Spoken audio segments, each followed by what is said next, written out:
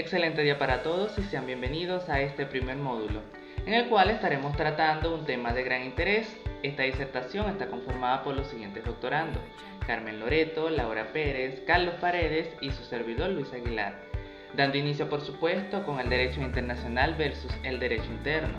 En primer lugar, debemos tener presente que el derecho internacional es aquel conjunto de normas y principios que regulan las relaciones entre estados y otros actores internacionales, como pueden visualizar, por supuesto, en el breve concepto en la lámina. Pero a manera de profundizar en este tema, ¿cuáles son estos otros actores? Pues son las organizaciones internacionales, los individuos y las empresas. Es importantísimo comentarles que el objetivo primordial del derecho internacional es establecer un marco legal que facilite la cooperación, la resolución de conflictos y el respeto a los derechos y obligaciones de las entidades involucradas en el ámbito internacional. ¿Pero en qué consiste el derecho interno? Bueno, a grosso modo son normas que rigen dentro de un estado o un país en específico, es decir, es el marco legal que organiza la vida social, política y económica de una nación, regulando las relaciones entre sus ciudadanos, así como entre estos y el Estado. Lo anterior no quiere decir, por supuesto, que las relaciones internacionales cumplen solamente esas funciones, pues en realidad también tienen ciertas fuentes que permiten lograr una mayor organización entre estos. Considerando que tanto el derecho interno como el derecho internacional emplean fuentes un tanto similares, estas se diferencian de una manera muy notoria. Como podemos observar en la diapositiva, para el derecho internacional es indispensable el uso de las fuentes tales como los tratados internacionales, la costumbre internacional, los principios generales del derecho, la jurisprudencia y la doctrina, teniendo por supuesto que al referirnos a los tratados internacionales, estos son meramente acuerdos formales entre estados u otros sujetos de derecho internacional que tienen un carácter vinculante y requieren la ratificación por las partes involucradas. En otras palabras, ellos incluyen lo que son los derechos humanos y los tratados comerciales, además de otras cosas o aspectos que son de gran relevancia. Hay que mencionar además la costumbre internacional, de la que se infieren prácticas que a lo largo del tiempo han sido aceptadas como normas jurídicas. Puede ser considerada como tal. Debe haber una práctica general, es decir, una práctica consistente entre los estados y una convicción de que esa práctica es obligatoria, lo que en términos jurídicos se conoce como opinio juris. En cuanto a los principios generales del derecho, hay que precisar que estos son reconocidos por los sistemas jurídicos de los estados y que funcionan como un recurso para llenar vacíos en el derecho internacional, que de manera más concisa es establecer principios de justicia y equidad. Por otro lado, tenemos la jurisprudencia, que no son más que decisiones de tribunales internacionales, como la Corte Internacional de Justicia, pueden servir como fuentes de derecho internacional ya que contribuyen a la interpretación y aplicación de normas. Por último, nos corresponde hablar sobre la doctrina, pues que de manera general consiste en los estudios y análisis de juristas y académicos sobre el derecho internacional. Esto puede influir en el desarrollo y la interpretación de las normas internacionales y que además no tienen un carácter vinculante. Ahora pasando a este último aspecto del derecho interno, lo cual sería conocer sus fuentes. En primer lugar, tenemos lo que es la Constitución. Para nadie es un secreto que es la norma suprema de un país, la cual establece la estructura del Estado, los derechos y deberes de los ciudadanos y los principios fundamentales del orden jurídico. Sin embargo, nos preguntaremos, leyes, ¿pero en qué consisten? Pues son normas escritas aprobadas por el Poder Legislativo. Pueden ser leyes ordinarias, leyes orgánicas o leyes especiales. Las leyes regulan aspectos específicos de la vida social y tienen carácter obligatorio. Paralelamente, me es oportuno mencionar los decretos y resoluciones que de manera precisa son normas elaboradas por el Poder Ejecutivo para desarrollar y concretar leyes. Estas pueden establecer procedimientos y detalles para la aplicación de las leyes. Y no podemos dejar, por supuesto, a un lado lo que es la costumbre. Y es que en algunas jurisdicciones las costumbres pueden tener un valor normativo y ser reconocidas como fuentes de derecho, siempre que no contradigan las leyes existentes. Y para culminar, también se encuentra la jurisprudencia y la doctrina. Esto en virtud de que las decisiones de los tribunales nacionales también son una fuente importante del derecho interno, ya que interpretan y aplican las leyes mientras que las doctrinas en el derecho interno son solamente el análisis y la interpretación de juristas y académicos del derecho, pues que pueden influir en la aplicación del derecho aunque no son vinculativas. Cuando se habla de sanciones internacionales, podemos decir que son penalizaciones económicas y comerciales que se impone de un país a otra entidad, tales como a otro país, a una empresa o a un individuo. Su objetivo es ejercer presión económica y comercial, política y diplomática sobre la entidad sancionada para alentarla a cambiar a un determinado comportamiento.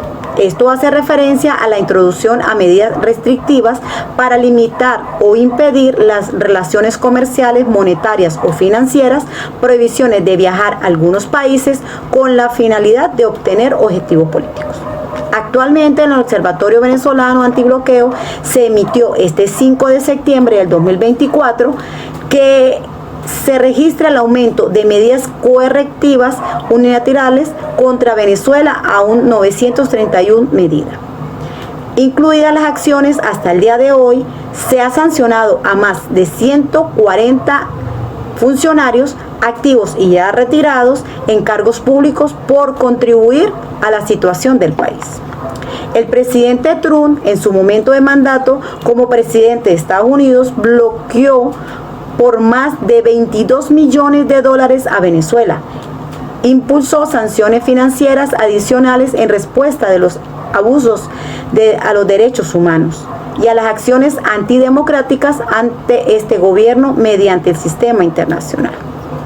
Por otro lado, las sanciones administrativas internas en Venezuela se imponen por administración, sanciones civiles, y se clasifican en leves, graves y muy graves, atendiendo a los criterios, y son de tipo patrimonial, por el cual se ha cometido un daño al patrimonio de alguien, o sea, contra sus bienes.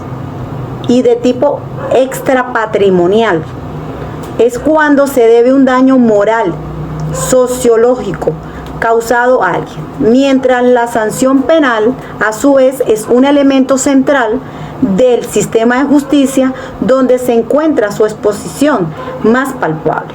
Consiste en una respuesta de carácter aflictivo interpuesta por el Estado a un individuo como medio de lucha contra el delito.